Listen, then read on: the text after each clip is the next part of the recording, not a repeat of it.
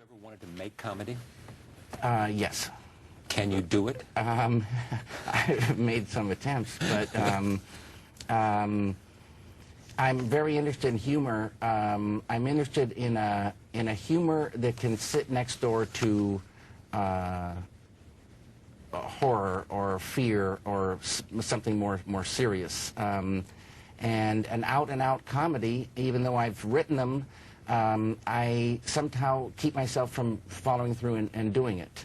And like they say, comedy is like mathematics. 2 and 2 make 4. This and this make a laugh. And it's you can't make a mistake. It's, I think for instance, the Academy Awards, they're the least likely to get nominated, but maybe the hardest thing to do is a comedy that works.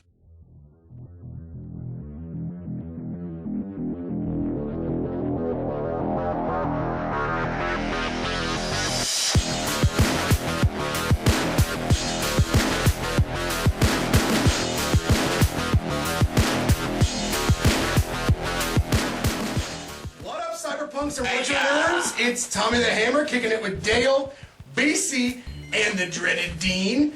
Tonight we are going to be revisiting the 90s industrial art house classic Lost Highway by David Lynch, prolific filmmaker. He's done the TV show Twin Peaks. He's done Eraserhead, one of our favorite movies. It's been a while for myself. Ironically, I lost my lost copy of Lost Highway.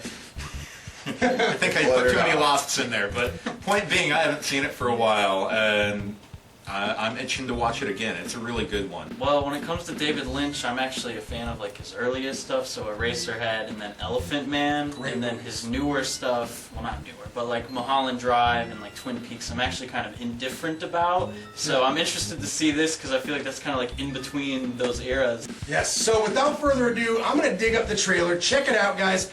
We will be right back with our opinione on The Lost Highway. See ya.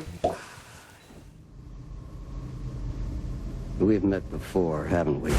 I don't think so. At your house, don't you remember? No, I don't.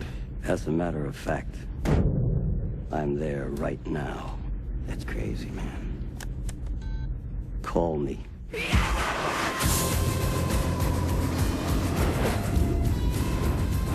I like that.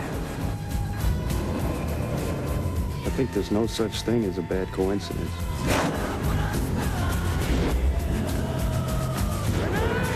I like to remember things my own way, not necessarily the way they happened.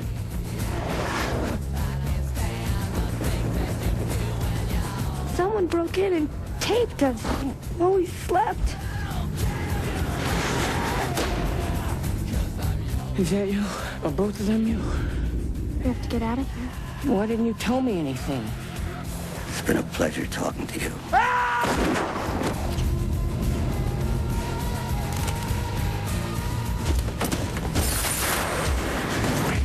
I ever found out somebody was making out with her. He'll kill us.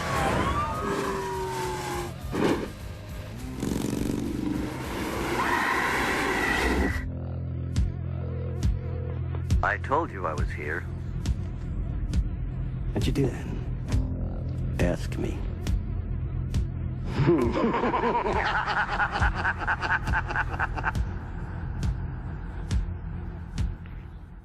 In my opinion, it was an absolute treat to revisit. This is definitely David Lynch in the 1990s.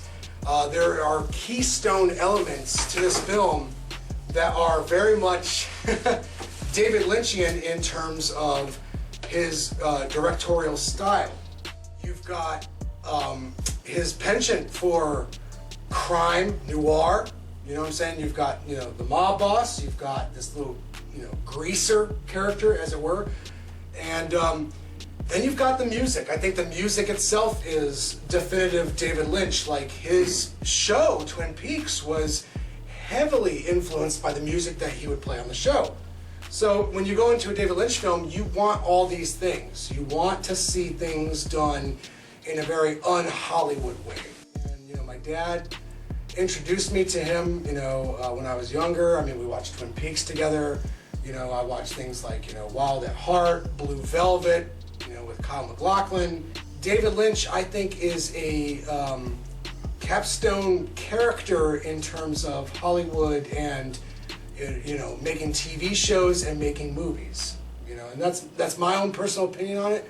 This one here is unusual, and before the movie started, like, you know, BC, you know, made a good point here. He was talking about early Lynch, and he was talking about later Lynch, and then this right here kind of like lands smack dab in the middle, and it was like this strange transitional period from his very experimental early days, and then now when you look at movies like Mulholland Drive or Inland Empire, they're very subtle, and they're not as batshit bonkers. This movie reminds me of my teenage years.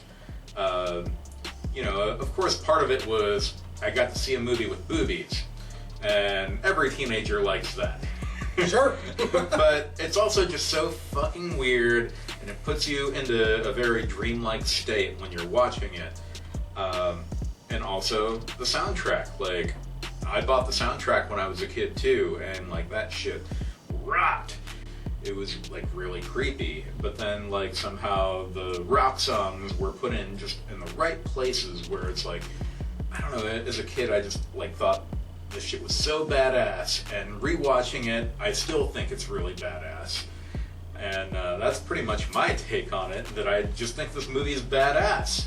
I'll start off with the things that I like. I feel like, for me, you know, the strongest aspects of this film are not just the soundtrack, but like the score and the sound design in general. I feel like they all contribute to like an eerie, you know, uneasy feeling, or like, as Dean has touched on, like a badass type of aesthetic going on. And like those parts, I mean, it does add a lot to the film. I feel like visually it's an appealing film. It's Lynchian, like you said. I feel like this movie, if like you're a David Lynch diehard, this is probably your favorite David Lynch movie. I could see that. For me, I felt like it was like a lot of style and maybe not that much substance.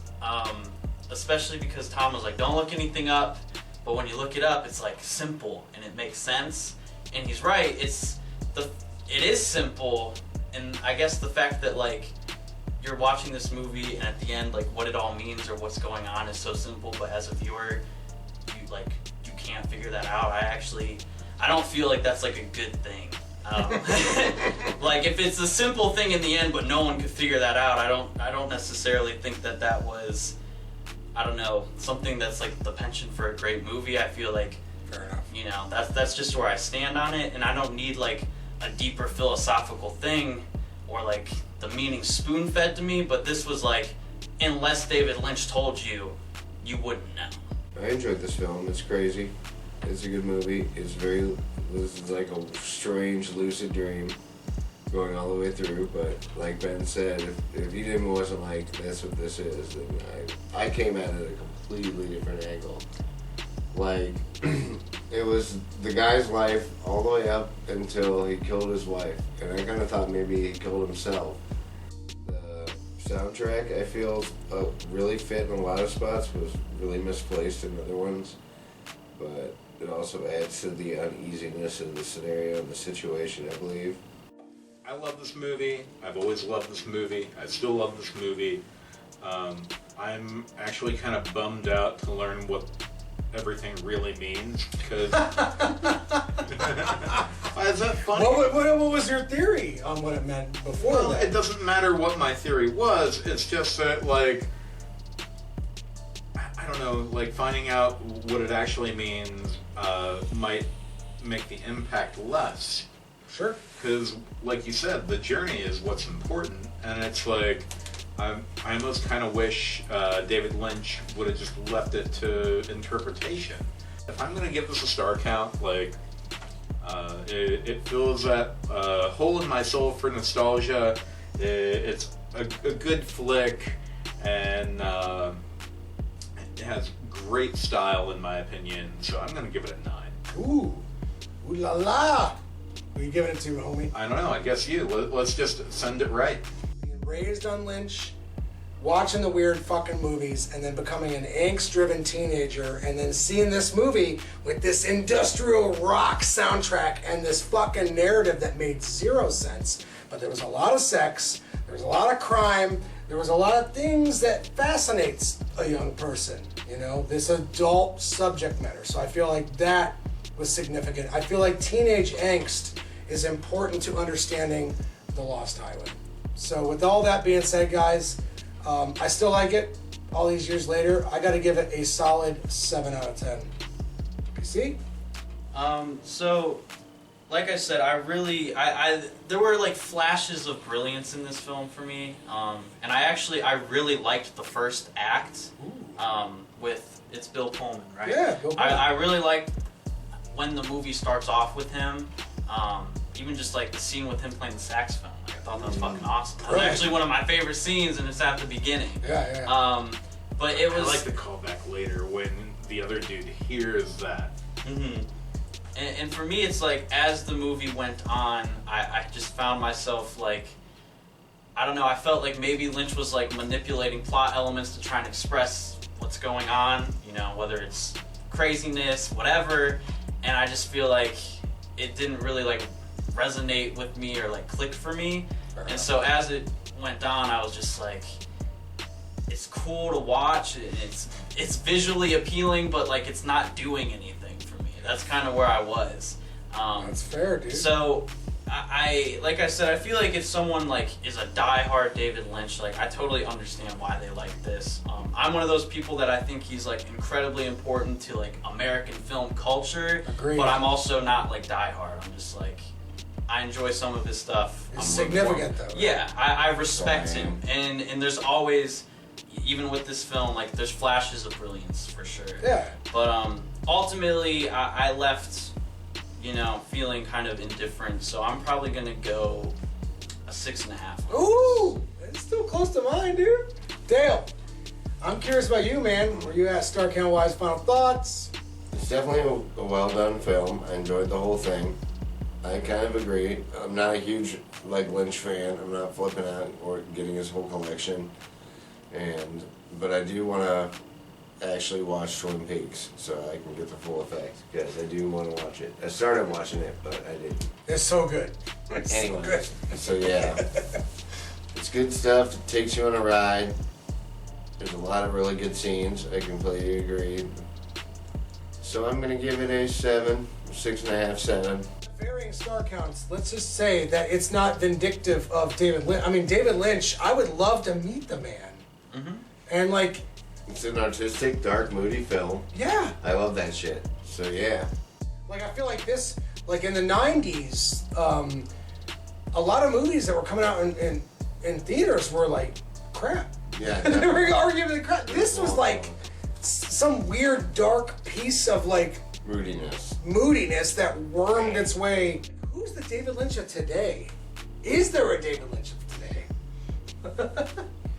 I definitely feel like there's movies that are influenced. I don't know if there's a specific director. Like I feel like to a certain degree with like the odd dialogue and just the eerie feeling, a more recent like horror film. I feel like It Follows has a somewhat David Lynch vibe. Not Right. like totally, No, you're but right, like though. a modernized. Yeah. It's like awkward. And it Right. also has a really good soundtrack or score. And stinted though. Like that's the thing about subtle. I hope we've been informative to you guys. Until the next time, tune in to Neon Trash. Bye.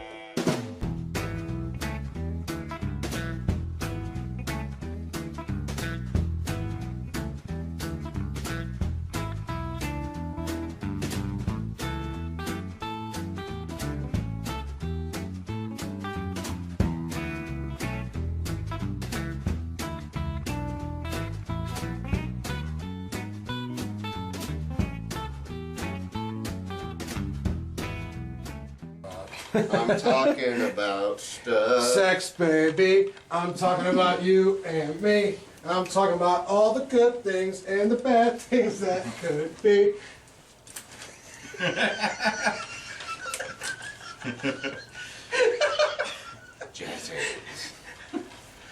I'm here till the end of the week. Olivia, you getting in on this? Not this time. Not this time. Okay. Next time! Yeah.